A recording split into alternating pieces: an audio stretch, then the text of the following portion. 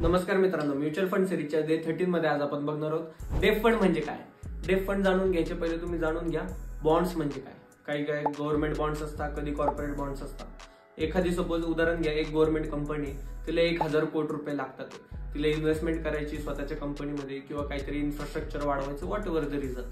तिच्याकडे काय काय ऑप्शन्स आहे, पहिले तर ती काय करू शकते, तिचे शेअर्स देऊ शकते इन्व्हेस्टरला आणि पैसे उचलू शकते। दुसरा ऑप्शन काय, तिची गव्हर्नमेंट बॉन्ड्स ती इश्यू करू शकते कंपनीचे। सो ती काय करते की 1000 कोटी रुपये तिला रेज करायचे, हे बॉन्ड रेज करते आणि सपोज तिने उदाहरण घ्या की 8% व्याज देते ती। म्हणजेच काय, तुम्ही जर का त्या कंपनीमध्ये 1 लाख रुपये जर का टाकले तर तुम्हाला 8% ती दर वर्षाला व्याज देईल। म्हणजेच तुम्ही त्या गव्हर्नमेंट बॉन्ड्स घेता, म्हणजे काय करताय तुम्ही, लोन देता ते।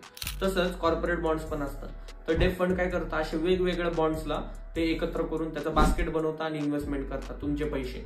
म्हणजेच काय, कधी कधी या बॉन्डला 8% भेटते, कधी या बॉन्डला 9% भेटते, तर डिपेंड्स करतं। दरवेळेस वेगवेगळं असू शकतं किंवा सेमही असू शकतात। तुम्हाला तुमचं प्रपोर्शन जाणून घ्यायचं इक्विटी आणि डेप्थचं, त्वरित मला संपर्क साधा, आपण एंड टू एंड सोल्युशन देऊया। थँक्यू।